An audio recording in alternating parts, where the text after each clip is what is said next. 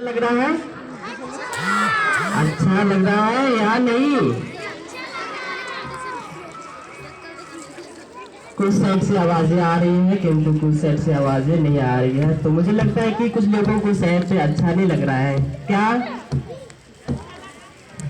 ठीक है, अच्छा लग रहा है। तो मैं ज्यादा बोलूँ में नहीं।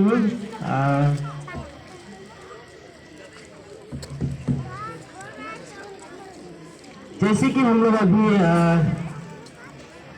आज के दिन हम लोग अपना मेहनत का फल ग्रहण किया, और जो परिणाम में फल अच्छा हो बुरा हो,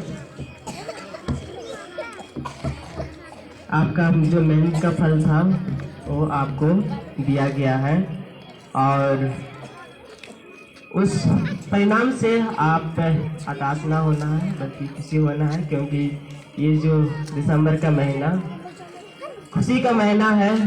आज हम लोग क्रिसमस गैदरिंग मना रहे हैं और कुछ दिन बाद हम लोग क्रिसमस का त्यौहार मनाएंगे, उसके बाद फिर न्यू ईयर।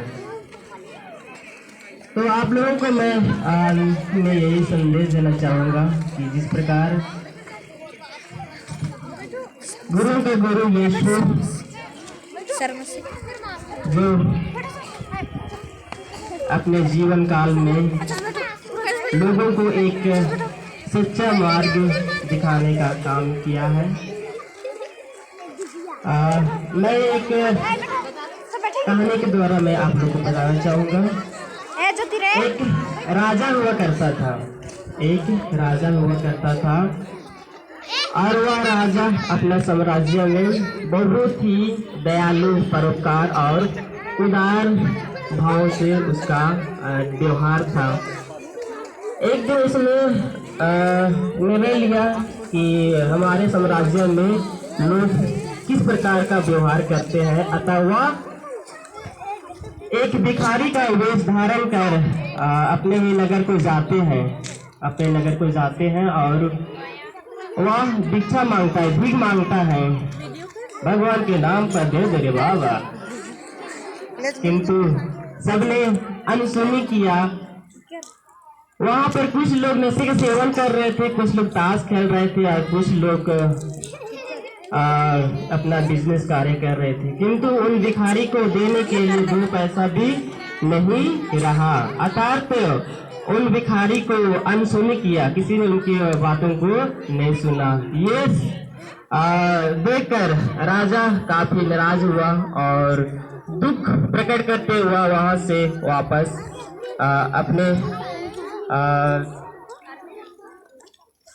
अपने नगर को जाता है। उन्होंने अपने आप में यह अनुभव किया कि हमारे साम्राज्य में लोग ऐसा भी हुआ करते हैं, और जब वापस लौट रहे थे अपने राजमहल की ओर तो शाम हो चुकी थी और शाम हो ही गया था। तो लौटने वक्त उसने देखा कि किसी झोपड़ी में शायद बिजली जल रही थी बहुत कम रोशनी में।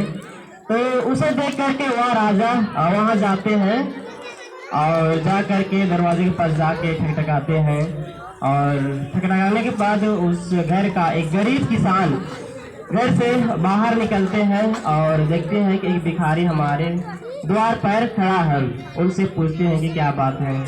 उस भिखारी ने कहा कि काफी शाम हो चुकी है, मुझे नगर की ओर लौटना है, किंतु लौटने में काफी रात हो जाएगी, क्या आज मुझे इस यानी आपके यहाँ रहने को जगह मिल सकती है क्या? तो वह गरीब किसान बहुत ही उदार हृदय से उसने कहा, उनके बातों को स्वीकार किया और कहा हाँ हमारे यहाँ आप ठहर सकते हैं आज रात। और वह राजा ने उस अतिथि को अपने यहाँ ठहरने के लिए जगह देता है, अंदर जाता है, खाने के वक्त पहुँचता है तो उस गरीब किसान की पत्नी बीमार थी, अर्थात उनके घर में एक नन्हे बच्चे का जन्म हुआ था, जिसके कारण वह खाना पकाने में असमर्थ थी। गरीब किसान ने उस भिखारी से कहता है, हमारी पत्नी तो बीमार है और वह खाना पकाने में असमर्थ है, किंतु माड़ भात है घर में, वही हम लोग ग्रहण करते हैं। भिखारी ने खुशी खुशी उनके भोजन को ग्रहण किया और भोजन ग्रहण करने के बाद में उस गरीब किसान ने कहा कि हमारे घर पे एक नन्हा प्यारा बच्चा जन्मा है, उनका कल नामकरण है। हम लोग भी अपने अपने स्तर पर अपने समाज में नामकरण करते हैं कि नहीं? जैसे मुंडारी में सखी सुनम बोलते हैं, मतलब कि किसी के नाम पे नामकरण करते, मित्र लगाते हैं।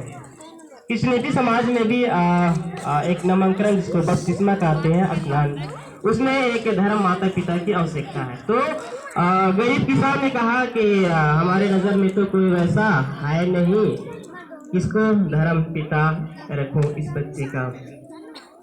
उस भिखारी ने कहा कल इनका स्नान है अर्थात नामकरण है, तो जब तक मैं वापस नहीं आता हूँ अर्थात मैं किसी को लेके आऊँगा, आपके यहाँ पहुँचूँ तभी इनका नामकरण होगा।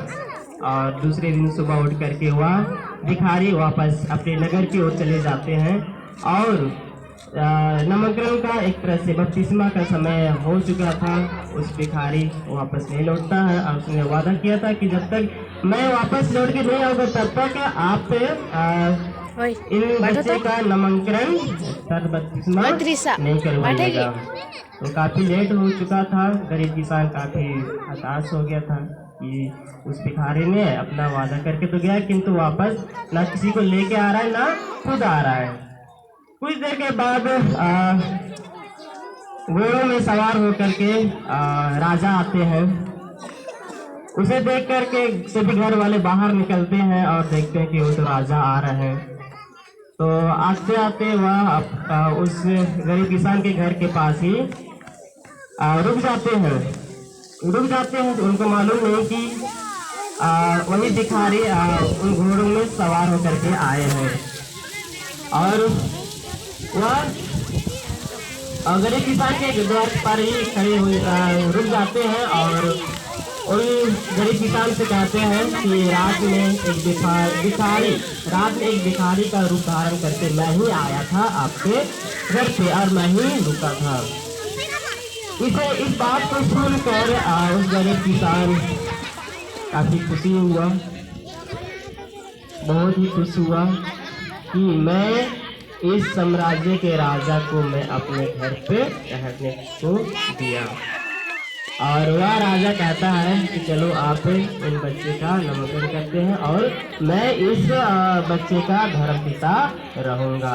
अतः अंत में उसका नामकरण हो जाता है और बच्चे का धर्मपिता रह जाता है। अर्थात एक शब्द आप लोगों ने सुना होगा, अतिथि देवो भव। कभी आपके घर में कोई अतिथि आते हैं, अतिथि मतलब क्या है? अतिथि बिना तारीख बिना बताए आते हैं, वही है एक सच्चा अतिथि होते हैं। अतः हमें उन सच्चे अतिथि का हमें अच्छे से सत्कार करना चाहिए। इस प्रकार से आपने सुना कि राजा उस राजा में जरा से भी कोई घमंड नहीं था, वह बहुत ही परोपकार, उदार एवं दयालु राजा था। ठीक उसी प्रकार हमारे बालक यीशु बहुत ही दयालु राजा थे। उन्होंने जैसे कि ग्रंथों में लिखा है,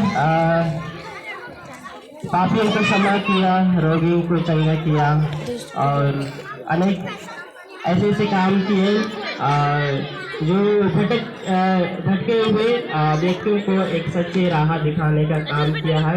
अतः हमें बालक यीशु से हमें प्रेरणा पाना है कि हमें भी अपने आप में घमंड नहीं करना है, गुस्सा नहीं करना है, लड़ाई झगड़ा नहीं करना है, क्योंकि बालक यीशु क्रिस्त का एक व्यवहार था। लोगों के सामने उसने हमारे लिए एक उद्देश्य स्वरूप इस दुनिया में आए और लोगों को सच्चा मार्ग दिखाने का कार्य किया। अतः हम अपने आप में ठान लेना है कि आप जब किसी को एक सच्चा रास्ता अच्छे राह दिखा ले सकते हैं तो आप किसी को बुरे राह भी दिखा नहीं सकते हैं। अतः हम यीशु के भांति उनके व्यवहार से हमें प्रेरित होना है और हम भी लड़ाई झगड़ा ना करें, एक दूसरे से मेल पूर्वक रहे, शांति पूर्वक रहे, भाईचारे के साथ अपना जीवन बिताए।